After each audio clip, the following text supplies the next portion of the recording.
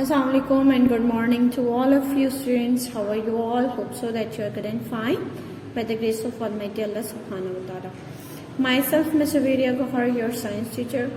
Before moving towards our today's lecture, I would like to ask you people that are you taking all the precautionary measures which are very mandatory for you people, and I hope that you are taking all the precautionary measures, and I am hoping that you are not going outside without any mandatory work and you are staying at your homes. Okay students, let's move our today's lecture. So open your books, open page number 1111. Okay, open page number 1111. Before moving towards the lecture, take a recap of the previous lecture. That is, we have read about the nervous system, and I hope that you have watched the video and you got the understanding well. आपको समझ में आ गया होगा अच्छे तरीके से how your nervous system work and what is your neuron and what is your sensory nerve cell and motor nerve cells, and you have also seen what nerves is and how your nervous system work. I have given you a few questions. मैंने आप लोगों को कुछ questions दिए थे which I have told you to find the answer of these question by yourself, और मैंने आप लोगों से कहा था कि इसके आंसर्स खुद ही फाइंड आउट कीजिएगा. आई होप सो आपने वर्क किया होगा. अगर नहीं किया देन टैली द आंसर्स. मैं आप लोगों से आंसर टैली कर रही हूँ, आंसर्स देख लीजिए. Here your first question is why must the body be coordinated. Body को कोऑर्डिनेटेड होना क्यों जरूरी है? So that all organ system work together doing their job at the right time, ताकि आपकी जो बॉडी सिस्टम है वो ऑर्गेनाइज हो और एक ही टाइम पर और राइट टाइम पर वर्क करे. Number 2, what is the nervous system made up of. Nervous system किस चीज से मिलकर बना है? Nervous system is made up of the brain, spinal cord and nerves. Number 3, what is the central nervous system. Central nervous system क्या है? Central nervous system is made up of brain and spinal cord. Okay, why do you think the spinal cord runs down the middle of the backbone. Middle of the backbone की क्यों run करती है? So it can be protected from damage, ताकि उसे damage से महफूज किया जा सके. Number 5 question is how are message carried along nerve cells. Nerve cells के अलॉन्ग मैसेज कैसे जाता है? Messages are carried along the nerve cells by electrical signals or impulses. Impulses और electrical signals की फॉर्म में जाता है. Name the two kind of nerve cells. Two kind of nerve cells के नाम लिखें. Motor nerve cells and sensory nerve cells. Where do they carry message to and from? कहाँ से कहाँ मैसेज लेके जाते हैं? आपके जो मोटर नर्व सेल्स हैं वो मैसेज लेके जाते हैं, carry messages from central nervous system to the muscles, और सेंसरी नर्व सेल्स आपके कैसे करते, क्या करते हैं? Carry impulses from sense receptor to the central nervous system. ठीक है, ये हमने कल डिस्क्रिप्शन में पढ़ा था. डिटेल डिस्क्रिप्शन जब हम की थी मैंने आपको बताया था आपके सेंसरी नर्व सेल्स आपकी रिसेप्टर से, आपके स्किन से या आपकी बॉडी से आपके ब्रेन तक मैसेज लेकर जाते हैं, और आपके motor nerve sales message brain से लेकर आते हैं वापस आपके पर्टिकुलर ऑर्गन तक, तो फिर आपका रिएक्शन होता है. Okay, how are nerve cells adapted to do their job. Nerve cell कैसे अडॉप्ट किए गए कि वो अपनी जॉब को परफॉर्म कर सकें. They are long and thin.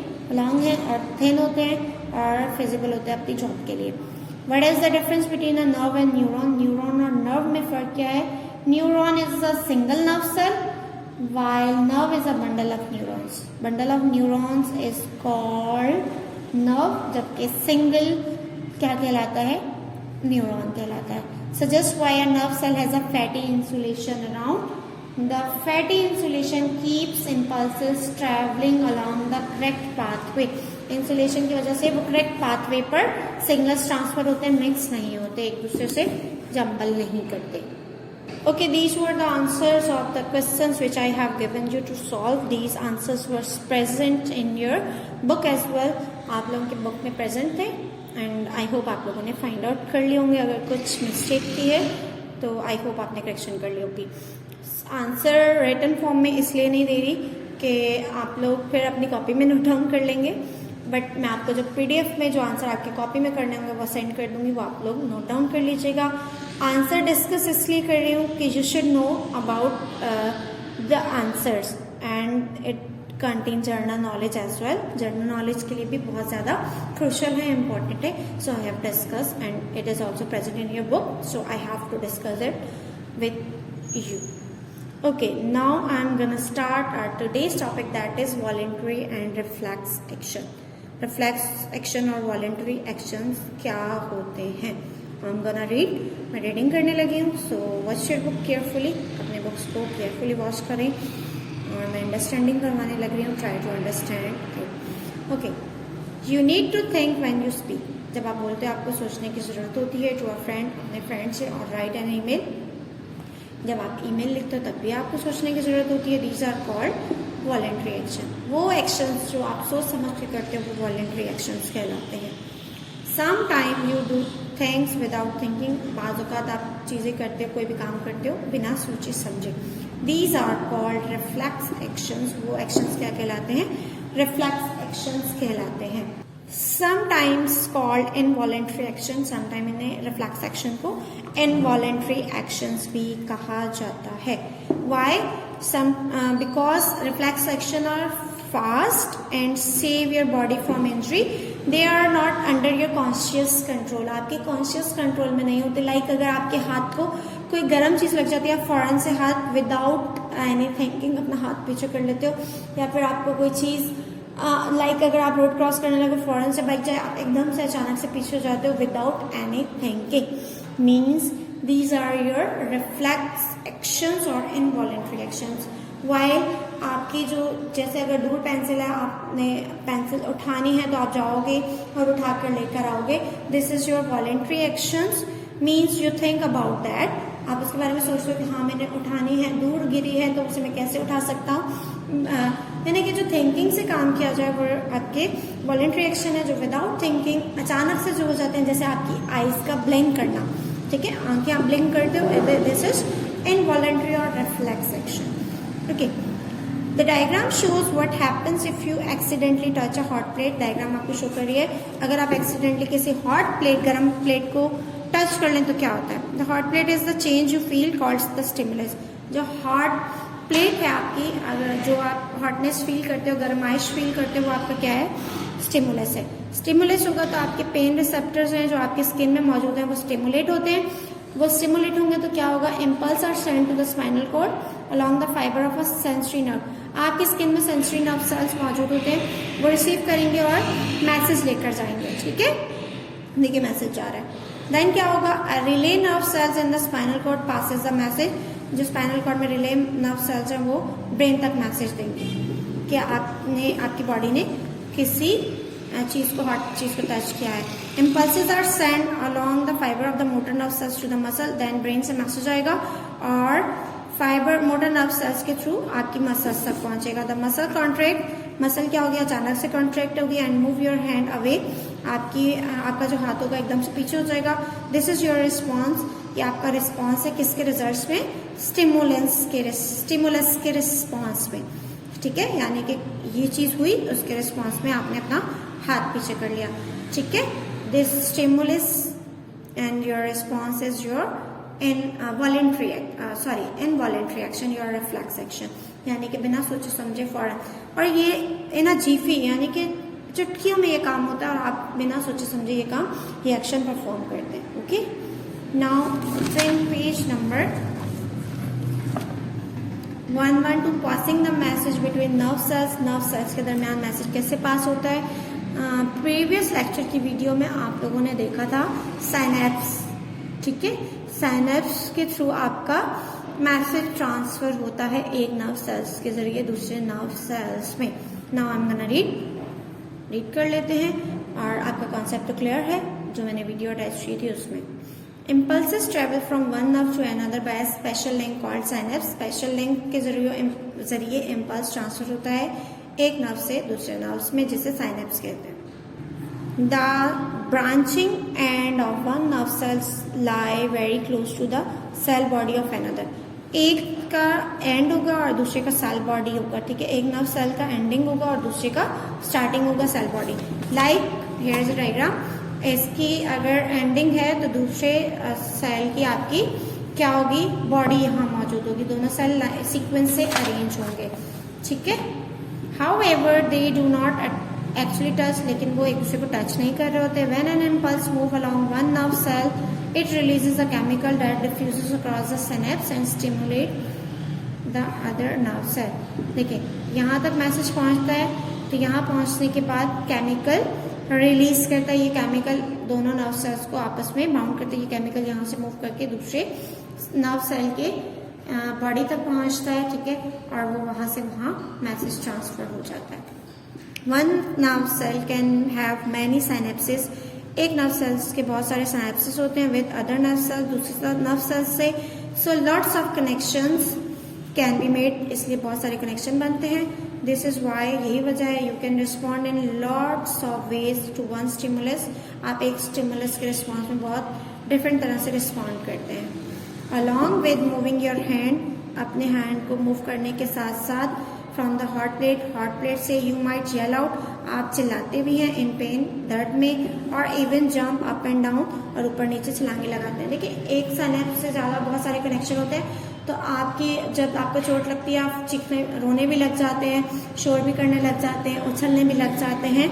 एक रिएक्शन नहीं होता, एक रिस्पॉन्स नहीं होता, जस्ट आपको एक स्टिमुलस मिला कि आपका हाथ चल गया, ठीक है, तो आप शोर भी करते हैं, चीखते भी हैं, और उछलने भी लग जाते हैं, और समटाइम रोने भी लग जाते हैं। All of this action need their own motor nerve cells, ये तमाम एक्शंस को होने के लिए अपने मोटर नर्व सेल्स की जरूरत है टू कैरी द मैसेज, जो मैसेज लेकर आता है। Here is a diagram, look at the diagram. इनके हाथ को हॉट लग पैन वो लग गया, ठीक है, आपका जो यूटेंसिल है, आपका ये हाथ गर्म था, इनको लग गया। देखिए एक टाइम में उन्होंने हाथ भी पीछे किया, दूसरे हाथ से उसको पकड़ा भी है, चिल्ला भी रही है। मीन्स एक स्टिमुलस है और रिस्पॉन्सेस 3 है, एक हाथ से दूसरे हाथ को पकड़ा है, हाथ पीछे भी किया, 3 से 4 है, और she is shouting. Example of reflex action, reflex action के एग्जाम्पल, स्टिमुलस क्या है और उसके रिजल्ट में आप क्या कर रहे हैं। फ्लैश ऑफ ब्राइट लाइट, एकदम से ब्राइट रोशनी आपकी आंखों में जाती है। People of I get smaller, आपकी आंख के अंदर जो ब्लैक कलर का डॉट है वो स्मॉल हो जाता है।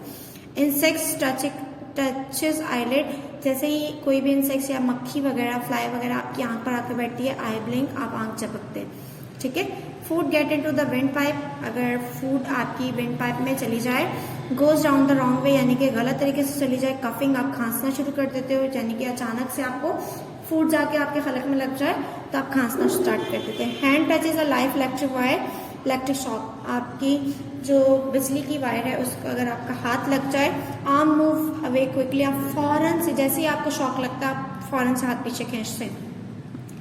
You are hungry and smell food, आप बहुत ज़्यादा भूखे हैं और आपको फूड की यानी कि खाने की खुशबू आई है। सलाइवा इन द माउथ, आपके मुंह में जिसे आप माउथ वाटर कहते हैं, मुंह में सलाइवा आने लग जाता है, जिसे आप पानी आना कहते हैं, मुंह में पानी आना स्टार्ट हो जाता है। बॉडी गेट्स हॉट, आपकी बॉडी हॉट होती है, गर्म होती है, भागने की वजह से, जंपिंग करने की वजह से आपकी बॉडी गर्म होती है, तो आपको फौरन पसीना आना स्टार्ट हो जाता है। बॉडी गेट कोल्ड, आप ठंडे हो तो आपकी बॉडी में शिवरिंग होना स्टार्ट हो जाती है, ठीक है।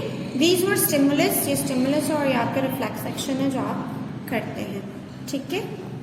Now here is the questions. Again you have to find out the answer of these questions by yourself. And now next come to the next topic, that is hormone systems.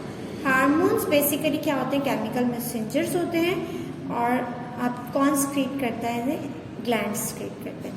Now I'm gonna read, मैं reading करने लगी हूँ, watch carefully and listen as well.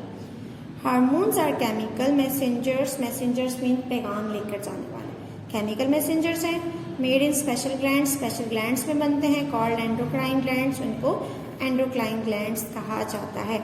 These control most of the body function, ये आपके ज़्यादातर body functions को control करते हैं, लाइक ग्रोथ एंड मेटाबॉलिज्म, जैसे कि आपकी ग्रोथ और मेटाबॉलिज्म। दिस इज वाई, यही वजह है, the hormone system is sometime called the endocrine system, यही वजह है एंडोक्राइन सिस्टम कहा जाता है हार्मोन के सिस्टम्स को, क्योंकि ये एंडोक्राइन ग्लैंड्स में बनते हैं, उसी से इसका नाम निकला है endocrine system. Means to say, in other words, you can say that this is your gland system.